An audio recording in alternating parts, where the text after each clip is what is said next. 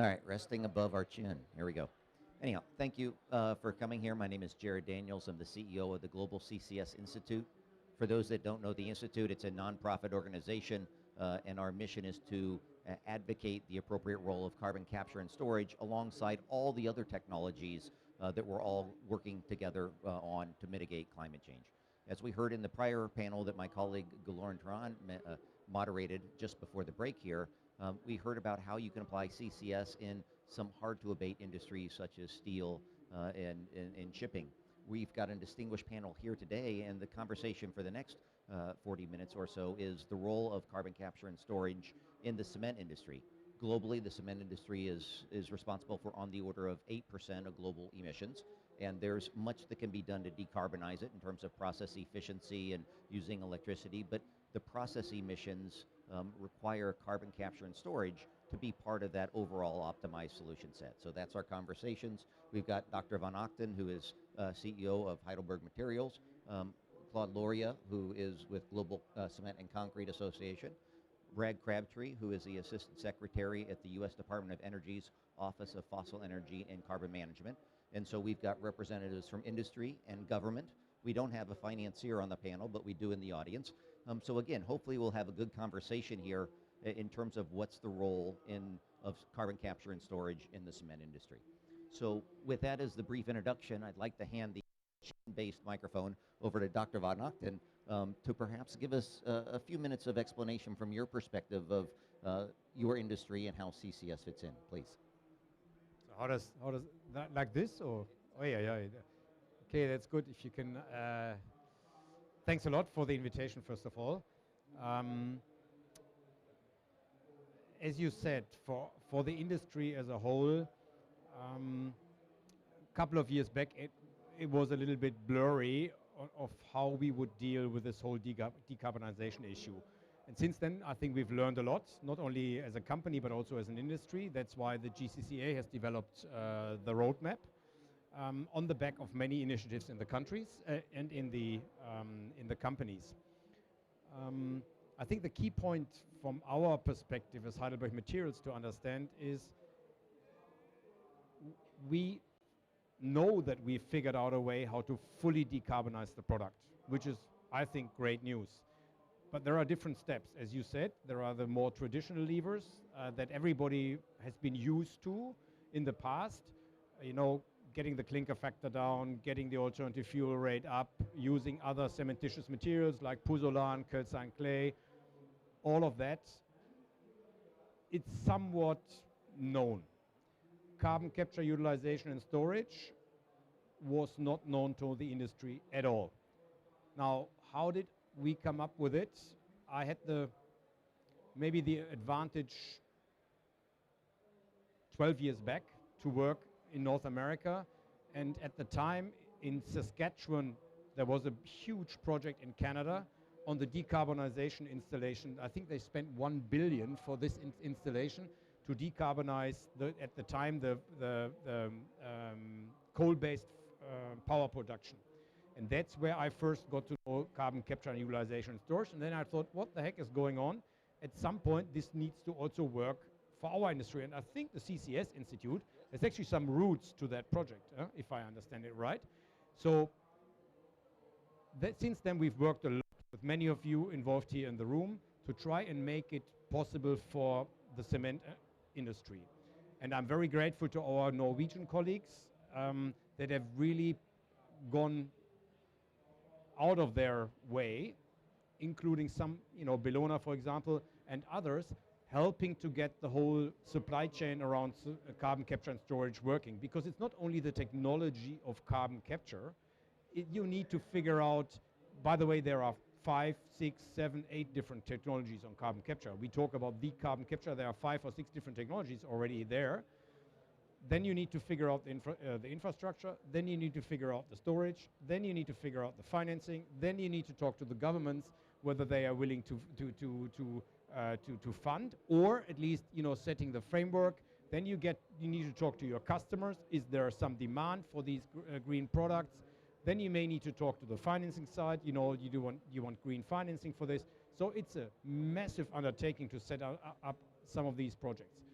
And we do we're happy to do the ice-breaking ground. You know, we're going to be the first ones mid-24 to do this, but we do this to create a competitive advantage. But on the other hand, we do this also to help the industry to break the ground, because we learned so much during the Breivik projects, which we are happy to share, last but not least, with us, through your institute, through the discussion with the government, and many other stakeholders, NGOs, to really get this industry that is producing the second most widely used product after water to get it decarbonized.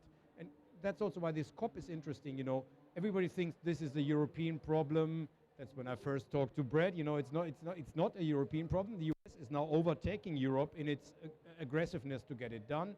I actually think this is eventually also something we can do in the southern part of the globe. Maybe not with the same technology. Maybe it's more modularized. Maybe there are new things coming up. I'm absolutely convinced, just like we learned so much in Breivik, we can also do this in parts of Africa and Asia later on. So we are all fired up about this. The company is, I would say, on fire to get it going, and we will get it done. And I'm happy to spread the news and energize others to come with us. Wonderful. Well, thank you very much for that and that overview. Clearly, there is no one solution. It is a suite of solutions. And, you know, part of this is the challenge that we have for all of these technologies, right, in terms of what's appropriate for markets and settings where you are as a country, as a region. And to your point, we need to find solutions that work globally.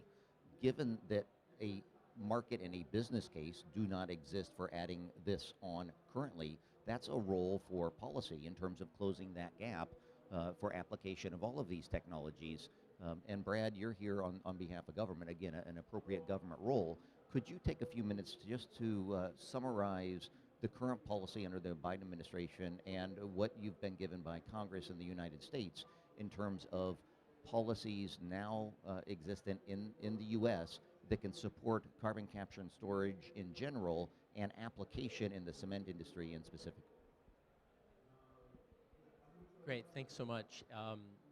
So obviously we have, in the case of the cement industry, 7 to 8% of global emissions, and you mentioned most widely used product in the world. And so if we're going to realistically meet the U.S. administration's goals of net zero economy by 2050, then we have to have robust deployment, decarbonization in the cement and concrete sector. And I think there's really two tracks that are necessary. There's two tracks that are necessary on a policy front to help. One, you need government to invest with industry to share the risk of demonstrating technologies. So the Breivik, the Norcem plant in Breivik in Norway is a great example. The Norwegian government is partnering with Heidelberg, with Norcem, to share that cost, that risk. You also, however, need to bring in private capital to those projects. And so if we were having this conversation this summer, I would say that we have a partial policy framework in the United States. Fortunately, thanks to legislation that passed in August, for the first time, I feel like we actually have a fairly comprehensive policy framework to support whether it's industrial decarbonization of cement or other industries. Last year, in the United States, we passed what we call our bipartisan national infrastructure law, and that provides $62 billion for all things energy and climate to the Department of Energy to work with industry to support technology demonstration and deployment and infrastructure as well. And within carbon management, then there's $12 billion for supporting the deployment of specific technologies sector by sector, also funding to build out what we're calling carbon hubs. So the regional geologic storage sites and the associated, it could be CO2 pipelines in some instances, or it could be maritime or barge transport of CO2. But having the Department of Energy in a financing role with the private sector to build out that infrastructure. And then in the legislation that passed here in August, that's where the private incentives come in. There's a comprehensive tax credit package of over several $100 billion over 10 years that's now available. Within that are enhancements to what we call our Section 45Q tax credit. and that's a tax credit to support all things carbon capture and storage. So carbon capture, direct air capture, carbon utilization, which will be important for the cement and concrete industry, actually utilizing captured carbon emissions to make products. In the aggregate industry, that'll be critical. There's $85 per ton for every metric ton of CO2 that's captured and stored. So if you think about the retrofit of a cement kiln, we have now resources available to co-fund projects with industry, and then the tax credit can help private investors come in and join companies to support those projects. If you take the two pieces of legislation together and the federal funding from the US government and the tax credits, we're anticipating that in the realm of carbon capture that we may by 2035 deploy up to 215 to 250 million tons per year of carbon capture and storage as of 2035. Thank you, Brad. And it's clear that the new law is a game changer across all the low carbon technology space in the United States, including carbon capture and storage. And it's wonderful to hear numbers such as 200, 250 million metric ton per annum, a quarter of a gigaton of CCS deployed because of this law of itself, right? Which is wonderful. Globally right now, there's 40 million metric tons per annum captured by about 30 projects on a global basis. That said, all of the climate math suggests we need to get to gigaton scale, multiple gigaton scale across cement industry and steel industry and the power sector and others, in the coming decades. And so while this progress is wonderful, there's still plenty of good work yet to do.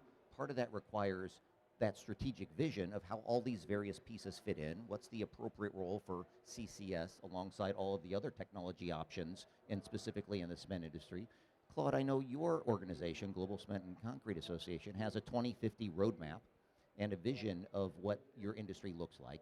Could you take a few minutes to describe what that roadmap looks like, how CCS fits in, and from where we are to where your roadmap suggests we need to be, what you see as some of the major challenges we'll need to work together to overcome? Thank you. So yes, indeed, we have this 2050 roadmap that was launched a year ago.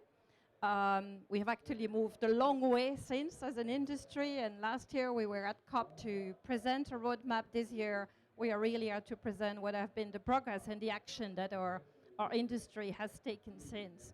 The roadmap looks at all levers, but I really want to focus on CCUS here. And as Dr. von Achten said, the levers we know them, and you listed them all. But CCUS is more than 1/3 of our reduction. So it's 36% of the emission reduction we want to achieve are going to be achieved with a carbon capture, use, or storage. And this is a huge challenge, and our industry has even committed to an intermediate target by 2030, which is to have 10 commercial scale, full-scale plants in place by 2030. So we have Breivik, and we have a map where we are monitoring our members' announcement. On that map, there are 35 projects, probably the 10 are somewhere on that map. But what we also know that there is another 100 projects in our members' books in the pipelines, and maybe many more. Since we made the inquiry, we may even find out that there are even more now. So I really, because I've been in that industry for a long time, and I really see a change of gear, a change of direction. But I think we still even have to accelerate more, because 36% means that we need to be ready for 2030 to deploy and build one plant per week with CCUS. So there is still a much bigger acceleration that is needed. So we also hear, and I think that this is our roadmap, but I was the other day at the side events, the official side event of COP on CCUS, and the message was clear. We won't achieve net zero without CCUS, so there is no choice. And one specificity of the cement industry that I really like to highlight, because we hear people saying, no CCUS, because that's to be able to continue to burn fossil fuel. The cement industry needs CCUS for our process emissions, so it's even not a fossil fuel related issue. We have this unique emission profile that is our process emission, that's the CO2 that comes from the decarbonation of limestone. And yes, if we substitute clinker a little bit more, we will reduce a little bit more. If you use decarbonated raw material, we may save a little bit more. But our residual emissions are going to be those process emissions, and we have no other option than to store them again. They're actually coming from the Earth's crust, so let's store them back from where they are coming from. So that's one of the challenges, this acceleration, the readiness to deploy, and I think we can elaborate later, but the technology exists. The technology is available. There are obviously still improvement to be made, and innovation will help to lower the cost of the technology, and like any technology, we will be able to do it more efficiently, which means in a more cost-effective way. But what is lagging behind is the enabling policy framework, is the acceptance of storage, is the transport and the storage infrastructure. So I think we will elaborate on this, but I'm opening up the rest of the discussion. Well, thank you for that, and you've clearly opened up the discussion, right? And you pointed out to the conversation earlier, and actually Tim Dixon's event yesterday, that all of the climate models suggest we can't get to net zero without a healthy amount of carbon capture and storage, both from point sources and then the net negative component, right? Carbon dioxide removal, whether that's through bioenergy within CCS or direct air capture in CCS. You still need the transport and storage, right? Responsible geologic storage at gigaton scale to help us meet our climate challenges. And I know we've got great expertise here from the cement industry, and you clearly know the technology options that are available, all of those working together. One of the questions for you, Dr. von Achten, is from your perspective, right, to connect these dots, right, from when you are going to capture CO2 at your facility, what are your views on what is needed for that transport and storage network that for your industry could make this successful and achievable as we move forward? Yeah, I think that's I think the answer is different from country to country. I don't think there is a global answer on this, because you can get lucky, and one of our projects that we have in the pipeline doesn't need any transport because we've got the storage below the plant. But that is 1 out of 99, if at best. So yes, you need to figure out infrastructure and storage, but I think there will be enough. On storage, I don't see any issue. The discussion is whether it's onshore or whether it's offshore. Onshore is much more difficult in terms of society acceptance. Even in Norway, onshore storage is a little bit difficult. In the US, it works a little bit better with onshore. But in continental Europe, onshore discussion, storage, very difficult. I think it's opening up right now, but it's still a little bit difficult. And that's where also the government discussions between the governments, Norway, the US, Canada, continental Europe, EU, Germany, helps a lot in order to open up the doors and to also convince society. And the one thing that was interesting in the Breivik learning is the way the Norwegian government cracked the nut is full transparency. So they have basically installed sensors underground that you can Google, and everybody can see what the CO2 is doing. And that, I think, has created massive acceptance in Norway, and I think that's also something we should share with others and get it going. So to answer your question, I think, yes, infrastructure and storage is difficult. The infrastructure probably a little bit more difficult than the storage, because there you talk either ships or pipelines. Trucks is probably doesn't work. So maybe railway a little bit, but it's railway, ships or trucks, and then you need the pipeline, and then you need the network for it. Last comment from my circular heart. I think the storage piece is one option to bring it back to nature. but I think there are a lot of use cases also that we should work on, you know, and you had in the earlier panel some of the, you know, we can remineralize some stones. We can actually use the CO2 as a resource and not as a waste or as an emission, because there are so many things out there where CO2 is used, whether it's ammonia production, whether it's synthetic fuels for the airlines or the cars, whether it's actually protein production for meat. You know, there are startups in the US right now that produce meat with CO2. Why shouldn't we use that down the road to get a real circular approach going? So I tell you, there is so much to dream about and to get done. This industry becomes pretty sexy, I would say. It's been boring for decades, but now it's getting moving. I like the way you think. I like the optimism, and there's clearly much to discuss. And you know, you mentioned in terms of the utilization, clearly, you know, durable building materials made with CO2. That is a market that can scale and be material in terms of our climate change mitigation goals.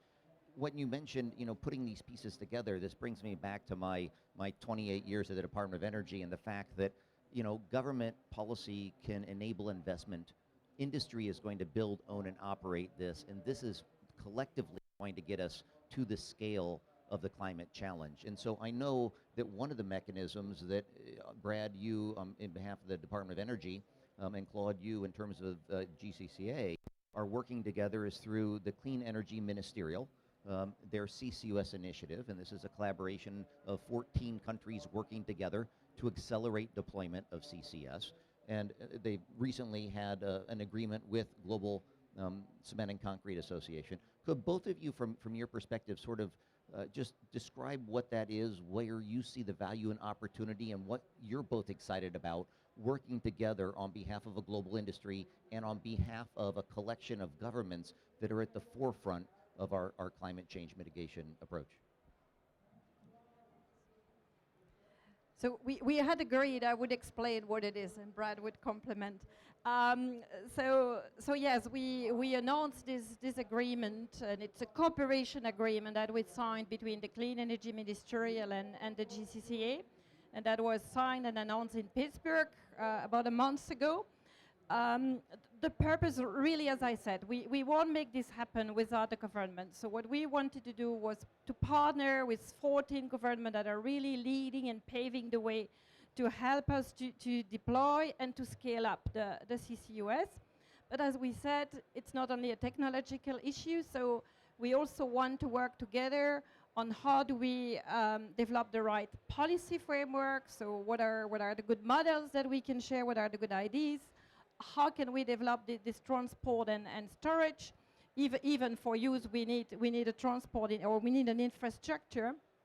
Also, we want to give a lot of emphasis on hubs, because hubs and clusters are also going to be essential in building that economy, and also building partnership with other sources, other industrial emission sources.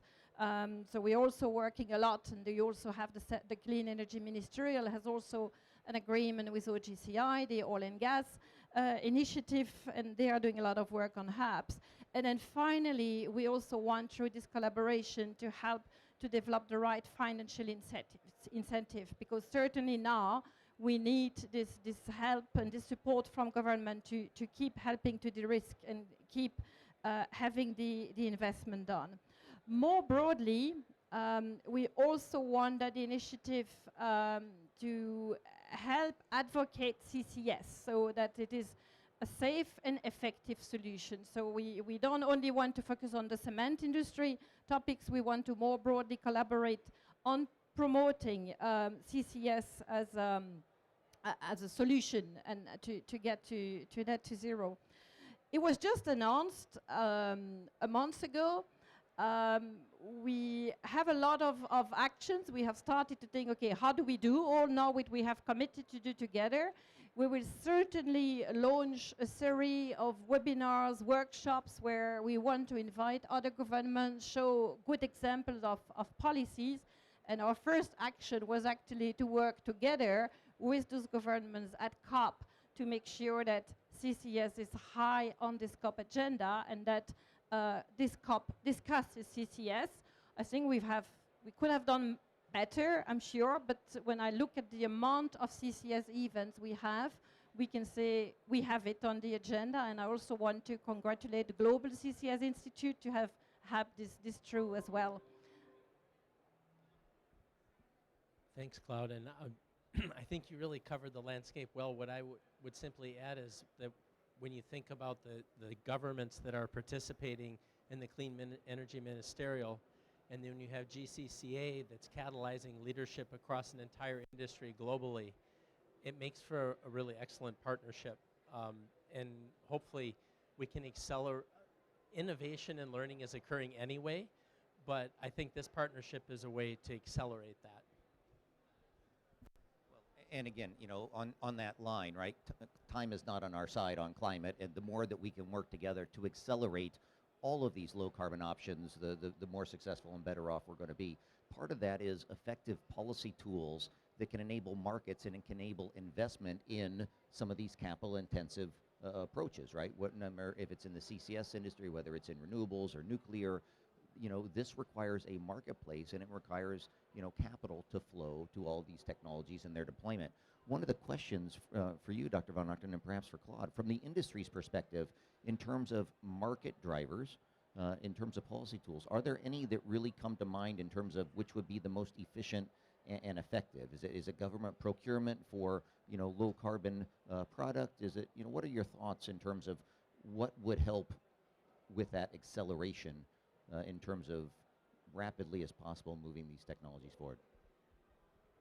Yeah, I think it's, from my perspective, it can be not the one solution there. You need to, you know, if you want to make it from an industry perspective a profitable business case, you need to work from all ends. You know, I think, and that's true also for governments. You know, they don't want to just spend the money and say, hey, you enjoy the show. They also want to see the contribution in terms of scaling it up, making sure that it works for society in the end, and the electorate.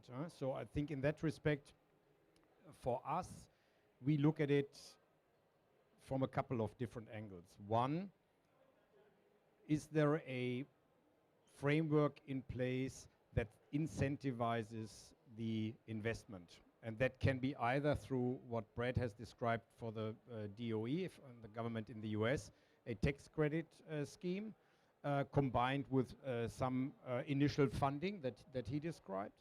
And that can be a combination of national initiatives, state initiatives, and even local initiatives, or topped up from additional private money. I think also that is possible. And then you have the question that's more in Europe and partially in Canada is the question, is there a CO2 regime in place? That's the other option, to say, okay, there is a carbon credit system like in Canada or in the EU that incentivizes. If you produce carbon-free products, you don't pay the certificate. So I think there are different frameworks to initially get us going in order to get the transformation moving. But in the end, we need to make it a business case. And the business case only works if the top line, you know, it's volume times price minus the cost equals, it's very simple, you know. Don't make it too complicated. I think, so volume's okay. I think actually there is an interesting volume game, because if we continue to accelerate our way to low carbon products, we also have a option to make this product more attractive, and that has then a lot of rippling effects. So I think volume I'm actually quite confident about. Cost I just described. If you have a carbon-free production, you save the certificate or you get the tax credit and the funding. I think that's also, for me, I'll see the solution. The problem that I think we still have to figure out is the right price mechanism, and that's then where government for the infrastructure segment comes in terms of green lead markets. But the same is true for private money in the commercial sector, where we see a lot of companies now moving and say, hey, we are willing to accept 20, 25, 30, whatever % of higher construction costs in order to help the industry to decarbonize. That's also where we need to continue work with our customers to identify those. And then there is the private consumer that builds their own flat or their own house, Also there you have already an increasing segment of people that would love to have a low carbon house. Is that a mass movement yet? No, but CCS in this room was also not a mass movement 2 years ago. So we'll get there. I think that's fine. And then there is a little bit of a concept, last piece, a concept change we need to get to the lead certification agencies, the DG&Bs of the world, that are very much looking at life cycle analysis with insulation and heating. For me, that's solved. We know exactly how it works. We just need to get it done. What is not yet solved is the whole question about embodied carbon. So what is the carbon footprint of the concrete, the steel, the glass that is actually used? And this whole idea of the embodied carbon, or similar concepts, they need to get into these certification agencies, which then show the private consumer and the real estate developers what's the real carbon footprint in times of building and over the life cycle. So I think once we figure that one out, we'll get it done. Yeah. No, and again, the life cycle analysis and approach, that systems thinking, and then effectively communicating those data points to consumers and to decision makers, I think that's critical for all of us to find ways to work together to get that done, right? And absolutely essential. Claude or Brett, anything to add on this point in terms of mechanisms, procurement? I think it was said in many words. Maybe a high level summary or my high level view on this. I think I used to say we need the push and the pull policy, and that will trigger. And maybe one thing to highlight: so it will trigger emission reduction. It will trigger consumer behavior and green procurement. But it will also trigger innovation. And I'm back to what I said earlier. So it's a price issue, carbon pricing and procurement and innovation. Yeah, just quickly building on those two comments, obviously I'm enthusiastic about what's happened in the United States in terms of policy on the supply side, but in terms of what Dominik and Claude have said, I think procurement is the next phase, and that's an area where in the United States we have work to do. There are states that have taken a leadership role in creating procurement opportunities. There's some support for procurement in the federal legislation I mentioned, but there's more to be accomplished. Plenty of good work yet to do. So we have a panel here with some folks that have an extreme amount of information and experience and knowledge in these topics. I think it's time to open it up to questions that any of you may have in terms of from any of these folks, from a policymaker's perspective, from technical experts in the cement industry. I know we've got some CCS experts in the audience as well, so we may get some tough questions, but the floor is yours. Tim, why don't you start us off? Thanks, Jared. Dominik, is Heidelberg active in Egypt? Do you have cement plants in Egypt, and whereabouts are they?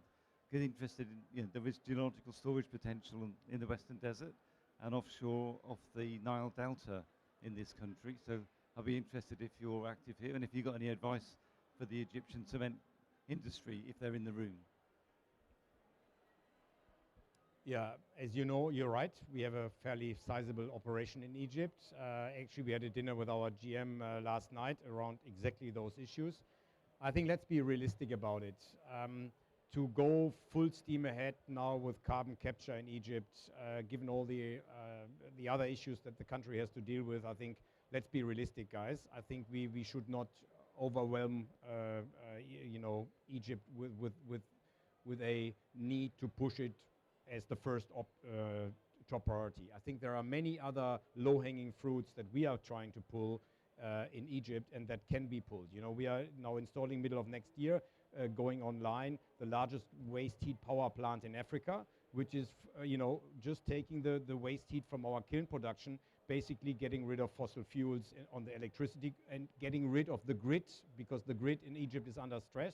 So I think there is a lot to be had only with that. Then we installed a huge solar power plant where the Egyptian government has just changed their rules. In the past you could only erect 2 megawatts. We're now going up to 20 megawatts with that. So the policy framework is also coming with it. And I think kudos to the Egyptian government under the current circumstances to pull this off. Fantastic. that already drives the CO2 emission immediately down quite substantially. Okay, it's not necessarily scope 1, it's also scope 2, fair enough, but let's be fair to the Egyptians. I think there is a lot of stuff happening. There are a lot of low-hanging fruits. We discussed also the question of alternative fuels. You know, many of the fuels need to be imported for hard currencies, which is tough right now. There are other solutions where we can at least import non-fossil fuels in order to also drive down the carbon footprint. So there are fantastic initiatives here in Egypt happening before we get to the carbon capture storage solution here. And now maybe I shouldn't say that, but let them also profit from the learning curve that the Europeans and the Americans are kicking off, and then we should be gracious enough to also bring it to other countries that have other issues to deal with, and that can wait for that learning curve to bring the costs down and to get the innovation going in order to be able to deploy systems maybe in 5-10 years from now that are half the cost or a third of the cost that we paid in the initial instance. Yeah, I think that's great. And again, your final point here of, how can we share these lessons learned? How can we share, our understanding of how these technologies work? What's the most efficient and effective given a certain instance or circumstance? This is critical. We need to find a way to do that, communally, both on the government side, on the industry side, working with the finance sector. This is something that the Institute is trying to do to advance an appropriate role of CCS. But again, many mechanisms to share that knowledge and information around the world. Time is not on our side. That needs to be part of our path forward. Other questions for our guests and panelists, please? Thank you. I'm Ada from Carpex. I want to continue a little bit along the lines where we just were. How can we share knowledge? But when it comes to policy, because as discussed, I mean, I think we can adjust some of the policy in place to help us sort of move as quickly as we need to move. And I know there are good initiatives taking place in different parts of the world, and some demo cases where we see that we can shorten the lead time of new storage projects and so forth. So how can we make sure that the rest of the world learns from this, and something good done in Europe can be implemented in the US and vice versa, and then of course all the other countries around the world? Thanks. Brad, you want to start us off?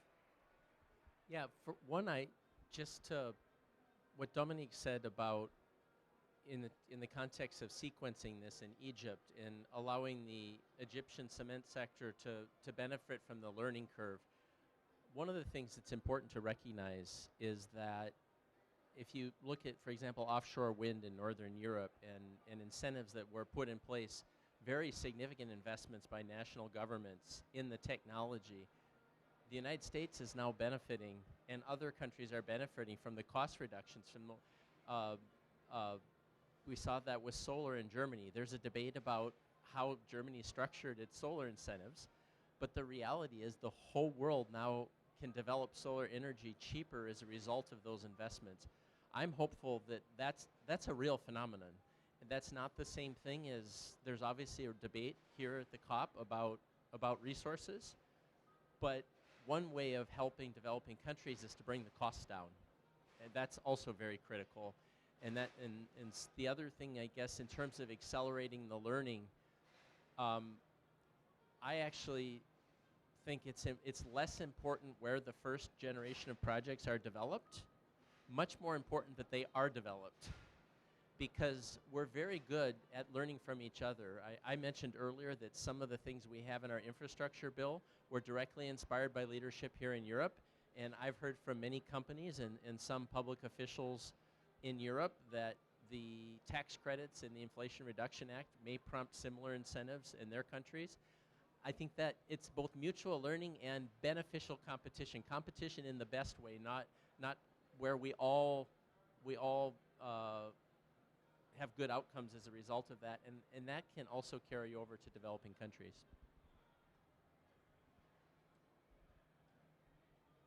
Other question? Up in the back.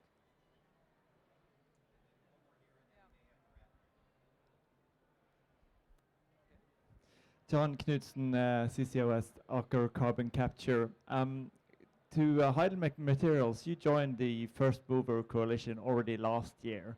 How important is this to you in terms of getting your business cases for the next 10 projects that you just talked about outside here and making those move forward quickly? Yeah, maybe our CSO Nicola would be better to answer that question, but I'll give you the short answer from my perspective. I think we did this after intense internal discussions, and we did this with a full conviction for quite a few reasons. But one of the key reasons is it does, from our perspective, set two incentives for us. First of all, to keep an eye on our scope 2 and 3 emissions, because for us, obviously, 70-80% of the issue at this point is scope 1. And that's the bigger lever. But the FMC, First Mover Coalition, puts for us a spotlight on 2 and 3, which I think is fair. And secondly, if you talk to the partners in the FMC, those who are not from our industry, it sets also an incentive on their buying policy in order to buy our decarbonized products. So I think there's a win-win situation in the FMC. But I also say, you know, for us as an industry and for us as Heidelberg Materials, we should not lose focus to do everything we can to get the scope 1 down, because that's our biggest lever we have. That's our own door we can sweep. And then we, in the coalition, we should get those, you know, as we discussed this morning with Vattenfall, for example, for them, our scope 2, 3 emissions are their scope 1 emissions. Everybody should be razor focused on their scope 1, and then I think the FMC really works. And I think we've got time for one more question. Valborg Lundegård from Aker Carbon Capture. So great listening to all of you. I think, like was stated here, that there is an increased focus on carbon capture, utilization, and storage at this COP, which I really appreciated. I think the atmosphere in this room is absolutely fantastic. We all want to implement and accelerate, but we know that not everyone share our opinion. There are in many countries public perception that this technology is not proven, it's not safe, and so on. So I would like to challenge you. How can we work together as various stakeholders in this industry to change that picture? And I could use, for instance, Germany as one example. I think how we can work together to advance an appropriate role of accelerating deployment of CCS, this is the best final question I've heard in a number of conversations. And where do we want to start? Claude, let's start with you. Well, I think GCCA is only about working together, and collaboration is key. We have a partnership, and we hope that's one way to accelerate. But we have also, and maybe it's I could mention it now, from our roadmap, we have also launched a program of net zero accelerators. So it means locally, we go from global to local action. It's mainly developing national roadmaps, but we are offering a CCUS module to these regions. And I see this starts to pick up. There is a fantastic project going on in Nigeria for the time being, financed by the World Bank, where they are looking at all the storage options and looking at everything. I was presenting a work in Thailand. So I hope that things are moving, and I hope that next year we will see many other projects and those, I mean, national projects that are then national initiative supporting CCS. So not only project in the cement industry, I mean, but how can industry locally work together as well, building on all those clusters and hubs concepts as well. Okay. So it's a great question. I actually still believe the most important thing is actual concrete, no pun intended, concrete successful projects. And ideally projects that can demonstrate tangible local economic and environmental benefits, not just the greenhouse gas reductions. What we're doing in the U.S. Department of Energy context is we are really scaling up our engagement with communities. We are also evaluating projects differently. In terms of the resources that we have as a department, we're actually looking at projects and how they're engaging, how project developers are engaging with communities, how they're involved in workforce development. what will be the emissions from projects after carbon capture is deployed. So again, not just the greenhouse gas emissions, but the broader environmental portfolio. And we believe that if we do that, and there's clear community benefits from these projects, there'll be a broader base of public support. Brad, I think I would absolutely put 3 exclamation marks behind the question. We need to make these projects happen. You know, we've set out a target, and as we know in our partnership, I think it's all about getting it done, and it's so difficult to get this done as the icebreaker. I think, you know, once you've done it 10 times, there is a huge curve, but to do this as an icebreaker, and that's true for you and true for us, it's always difficult, but I think I love the partnership with Orca, and it's really working in a very constructive way to get to exactly your point, to say, hey, we need to get it done. We need to get it done ideally on budget and on time. First time around, it's always super difficult, but down the road, I think we get the learning curve done. I would add 1 or 2 more points. One, I think we should not be scared at all about transparency around these things. Why? With nothing to hide, we should rather be fair to the public and say, hey guys, this is an technology has worked somewhere else in other industries. We are trying to minimize the risks with A, B, C, D, E, F. Not everything will go super well, but we should be very transparent about these. So I'm more in the camp, let's not try to make a secret about this, but rather and the good thing about the funding of the Breivik project is most of the knowledge will be public. You know, I think that's important. And then last but not least, what Brad was, I think, touching on, we should also work with all different stakeholders. So it's not just the industry, it's not just the technology providers, it is actually NGOs, people like the CCS Institute that can also contribute in a partnership approach to the final success and the acceptance of the project. And I think if we get that, it's not only the technology provider and the industry, but it's a broader network of partnerships we need to establish in order to make these projects a success. I think that's also something we've learned through the project, and you've done a great job in that respect.